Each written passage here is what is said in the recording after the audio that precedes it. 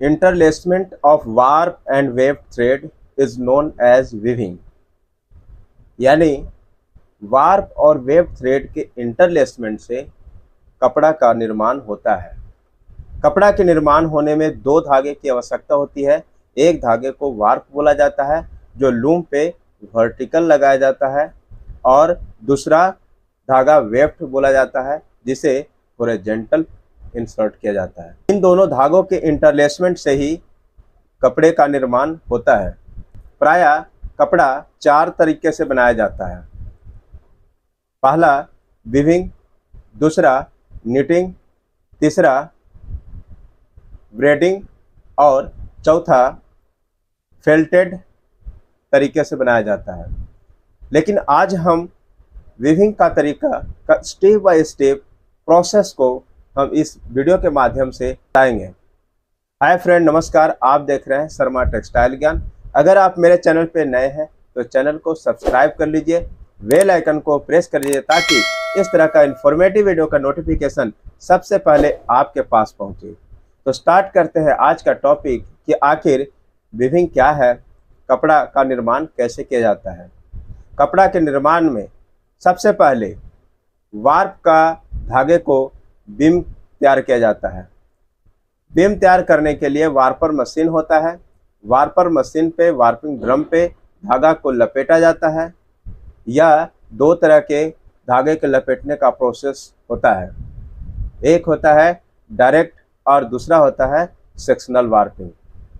तो ज़्यादातर sectional warping द्वारा ही धागे को लपेटकर बीम को तैयार किया जाता है।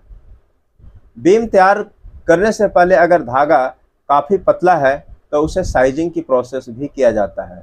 साइजिंग का प्रोसेस इसलिए किया जाता है ताकि उसमें धागे में स्ट्रेंथ बन सके और धागा लूम पे जब चले तो वह टूटे ना। अब हम इस बीम को लूम पे लगाया जाता है। लूम पे लगा करके फिक्स किया जाता है और इसमें से धागे निकाल करके या एक सपोर्ट रोलर से होते हुए फिर रीड में, रीड से हेल डाई में, हेल डाई से क्लॉथ रोलर तक पहुंचता है। या जो धागा वर्टिकली इंसर्ट किया जाता है और यही इसीलिए इसे वार्प अर्थात ताना के धागा कहा जाता है। अब दूसरा जो धागा होता है जो एक्यूमुलेटर से निकल करके या फिर एक सेलवेज से दूसरे सेलवेज तक यह इंसर्ट किया जाता है, जिसको वेफ्ट के धागा अर्थात पिक बोला जाता है। यह जब धागा मशीन चलता है तो शेडिंग जब तैयार होते हैं तो शेडिंग के बीच से यह धागा इंसर्ट होता है और यह एक एक करके बारी बारी से इंसर्ट होता है और डिजाइन के अकॉर्डिंग, जो कपड़े का डिजाइन है उसके अकॉर्डिंग शेडिंग तैयार होता है और एक एक करके फिर यह पिक बाय पिक इंसर्ट होता है, जिसको हम पिकिंग कहते हैं। कपड़े का निर्माण करने में एक रीड का बहुत ही अहम रोल होता है। यह रीड क्या है? रीड एक ऐसे कंघी आकार के होता है। इस कंघी के आकार से जैसे ही पिक एक छोर से दूसरे छोर तक पहुंचता है उसको बिटिंग करके कपड़े का निर्माण करता है, जिसको इस प्रोसेस को बिटिंग कहा जाता है। बिटिंग के प्रक्रिया के दौरान यह हर एक धागा को कपड़े के अंतिम छोर तक पहुंचाता है, अतः कपड़े का निर्माण होता है। फिर इसके बाद जो आगे क्लॉथ रोलर होता है, जैसे जैसे कपड़ा बनता जाएगा क्लॉथ रोलर पे ऑटोमेटिकली या एक मोशन के द्वारा कपड़ा रोलर पे लपेटा जाता है और इस तरह से कपड़े का थान उस रोलर पे पूरी तरह से जब पूरा हो जाता है तो उसको फिर उस रोलर से कपड़े को हटा दिया जाता है। इस हटाने के प्रोसेस को डॉफिंग कहा जाता है। डॉफिंग अर्थात कपड़ा को उतार लेना।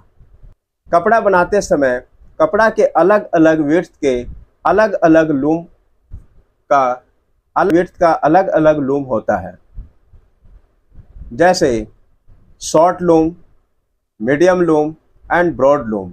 इस तरह से अलग अलग विड्थ का कपड़ा भी निर्माण किया जाता है। तो इस तरह से आप देखें इस वीडियो के माध्यम से कि किस तरह से हमारा कपड़े का निर्माण होता है। तो आई होप इस वीडियो से आप कुछ सीखे होंगे। तो मिलते हैं इसी तरह से नए इन्फॉर्मेटिव वीडियो के साथ। तब तक के लिए जय हिंद, जय भारत।